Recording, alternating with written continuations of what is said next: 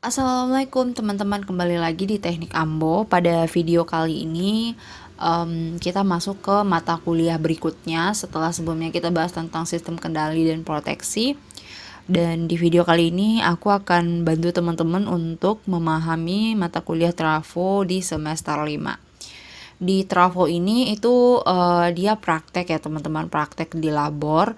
Jadi teman-teman juga beriringan memahami materinya, jadi bisa seiringan gitu ya. Jadi aku bikin video ini supaya teman-teman punya gambaran nanti ketika praktek di labor.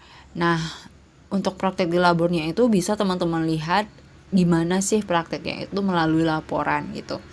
Di sini di job 1 di Trafonya aku punya subjudul tentang penentuan polaritas trafo.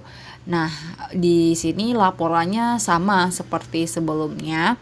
Ada tujuan teori, tapi di sini nggak pakai bab ya teman-teman, cuman pakai poin-poin gitu seperti tujuan. Di teori dasar isinya ada apa aja, lalu komponen, lalu ada diagram, material, langkah, tugas, dan terakhir ada analisa penutup dan daftar pustaka.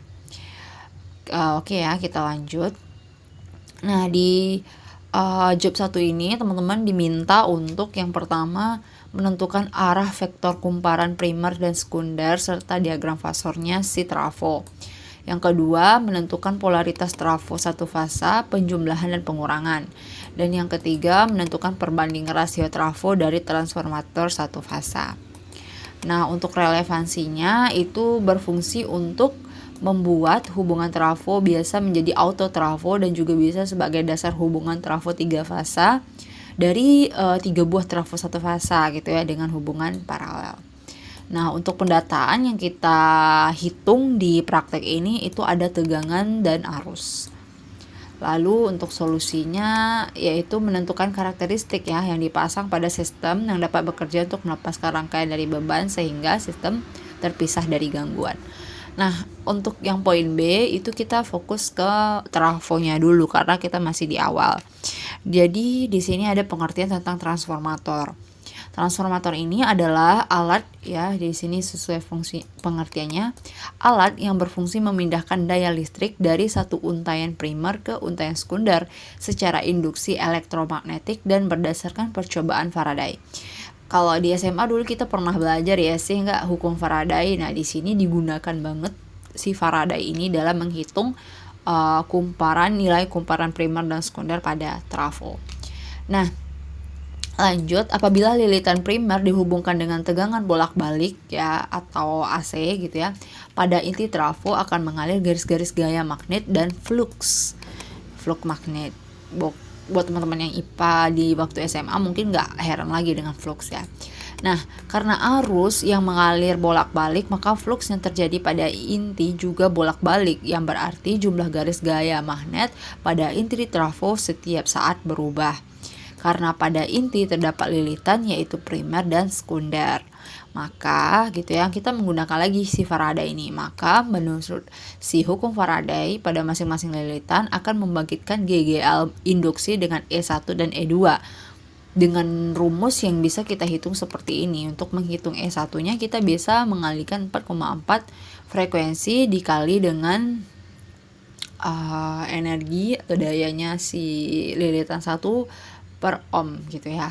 Atau untuk teman-teman yang belum mengetahui nilai si A ini, teman-teman bisa membagi E1 per E2 atau N1 per N2. Ingat kalau N1 itu berarti primer ya, kalau N2 itu berarti sekunder. Lalu di inti trafo. Inti trafo ini jumlah garisnya itu pada intinya itu besarnya itu terbuat dari bahan yang namanya ferromagnetis gitu ya. Fungsinya itu untuk mengurangi kerugian yang disebabkan oleh arus pusar atau arus eddy namanya. Nah, inti trafo ini dibuat berlapis sedangkan untuk mengurangi kerugian akibat pengaruh histeresis. Jadi ada juga nanti di trafo itu namanya rugi-rugi histeresis. Nah, bahan dipilih sedemikian rupa sehingga membentuk kurva histeresis sekurus mungkin gitu ya. ibaratnya itu lebih kecil gitu. Dan polaritas trafonya itu ada dua macam, ada polaritas penjumlahan dan pengurangan. Itulah yang menjadi tujuan kita di awal tadi. Dan ini ada rugi-rugi dan efisiennya, ada hubungan terbuka, ada pengujian hubung singkat. Dan ya intinya di sini adalah ketika arus mengalir dalam arah yang sama, dua terminal primer dan sekunder yang berdekatan, maka polaritas trafo dikatakan subtraktif. Namun ketika arus mengalir pada arah yang berlawanan, maka disebut aditif gitu ya. Nah, ketika dia subtraktif itu disebabkan oleh V itu lebih kecil dari V1, sementara adatif itu V lebih besar dari V1 gitu. Nah, untuk ekivalennya sendiri teman-teman bisa lihat gambar di 5 strip 1A ini. Ini untuk penjumlahan ya teman-teman. Ini rangkaian primer dan ini sekunder. Jadi nilai V1 itu saat ini tegangan tinggi gitu, sedangkan V2 itu sekunder, ini tegangan rendah. Maka nilai V3-nya atau jumlah dari keduanya itu lebih besar dari V1 tentu ya, karena dia sistem penjumlahan atau additive polarity. Lanjut ke pengurangan. Kalau pengurangan tentu nilainya V3 jumlah ini akan kecil dari V1 karena dia pengurangan gitu. Misalnya V1-nya 50, V2-nya 30, berarti nilai V3 adalah 20. Maka V3 akan lebih kecil dari V1. Dan kita juga dapat rumus V3 sama dengan V1 kurang V2. Itu ada subtraktif dan aditif. Kalau aditif itu berarti penjumlahan, kalau subtraktif berarti pengurangan. Oke, lanjut. Di sini ada cara penggunaan voltmeter atau apa ini namanya ya? Multimeter, sorry aku sedikit lupa. Ketika kita menghitung nilai si tegangan atau arusnya, teman-teman bisa memasukkan kabel merahnya ke bagian positif si primer dan negatif ke si primer. Lalu begitu sebaliknya, nanti masing-masing alat ukur ini akan menghitung berapa tegangan maupun arus dengan range yang sesuai ya teman-teman. Jangan sampai misalnya teman-teman pasang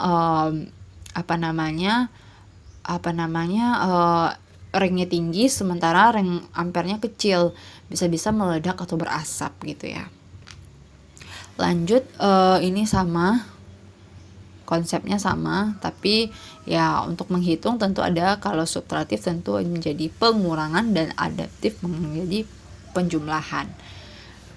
Nah, ini adalah bentuk gambaran dari pengurangan dan penjumlahan. Nanti di sini juga ada persamaan ya teman-teman. Persamaannya ini cukup kompleks.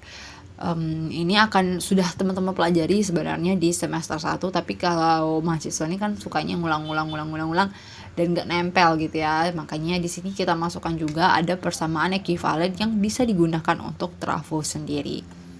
Nanti teman-teman bisa baca lagi. Dan ini ada karakteristiknya, gambarnya. Nanti kalau misalnya ada tugas bikin karakteristik si penentuan polaritas trafo ya teman-teman bisa gunakan karakteristik yang dua ini. Lalu ini ada komponennya apa aja dan rangkaiannya seperti apa. Ini adalah rangkaian yang kami gunakan ketika praktek polaritas gitu ya. Jadi teman-teman nanti bisa sesuaikan dengan gambar rangkaian yang ada di sana gitu. Nah, ini ada peralatannya dan langkah percobaan, tugas dan pertanyaan untuk prepare teman-teman gimana nantinya. Nah, ini dia tabulasi data. Di tabulasi data ini akan ada nanti nilai-nilai yang bisa diukur gitu ya. Ada di tahanan berapa, Rx LED-nya, lalu di trafo berapa dan nilainya berapa. Ini sebuah ya. Lalu juga ada rasio sama arusnya. Ini bisa digunakan alat ukur. Ada sebuah alat ukur warnanya hitam gitu, tapi aku lupa namanya. Nanti teman-teman akan ketemu juga di labor. Dan nanti ini ada lembaran pengamatan sementara yang masih kosong banget. Nanti akan diisi seperti ini. Oke, mungkin sekian ya teman-teman untuk job satunya penentuan polaritas trafo. Nanti jika teman-teman ada pertanyaan bisa drop di kolom komentar. Nanti untuk soft file ini yang akan aku bagikan di deskripsi, teman-teman bisa lihat, atau juga teman-teman bisa gabung di grup tele yang udah aku spin. Di sana kita bisa bagi-bagi ilmu buat teman-teman elektro lainnya. Oke, thank you. Bye bye. Assalamualaikum warahmatullahi wabarakatuh.